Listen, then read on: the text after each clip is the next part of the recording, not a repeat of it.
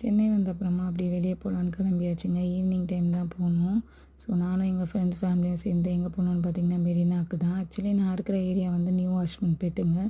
So அங்கேருந்து ரொம்ப பக்கத்தில் தான் மெரினா, ஒரு 1/2 அன் ஹவர் டிஸ்டன்ஸு. ஸோ அன்றைக்கி நைட்டு வந்து நாங்கள் அப்படி தான் போனோம். ஸோ போயிட்டு அப்படி மெரினாவை பார்க்கும்போது ரொம்ப சூப்பராக இருந்துச்சு. ரொம்ப நாள் கழித்து பார்க்குறதுக்கு லைட்டிங்லாம் வேறு லெவலில் பண்ணியிருக்காங்க. நிறைய டெவலப் பண்ணியிருக்காங்கங்க இப்போது. ஸோ அப்படியே உள்ளே அப்படியே சுற்றி பார்க்கலான்னு சொல்லி அப்படியே நடக்க ஆரம்பித்தாச்சு. அங்கே பார்த்தீங்கன்னா ராட்டினம்லாம் வேறு லெவல் கலர்ஃபுல்லாக இருந்துச்சு. ஸோ பசங்க விளாடணுன்னு சொன்னாங்களா, ஸோ அவங்கள கூட்டிகிட்டு போய் விளாட வைக்கலான்னு அப்படியே நடக்க ஆரம்பிச்சிட்டோம்.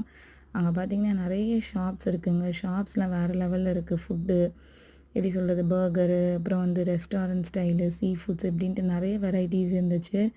ரொம்ப வருஷத்துக்கு முன்னாடிலாம் பார்த்திங்கன்னா சுண்டல் கடை, பஜ்ஜி கடை இப்படி தான் இருக்கும் மாறி மாறி. பட் இப்போ நிறைய கடைங்க வந்துச்சு.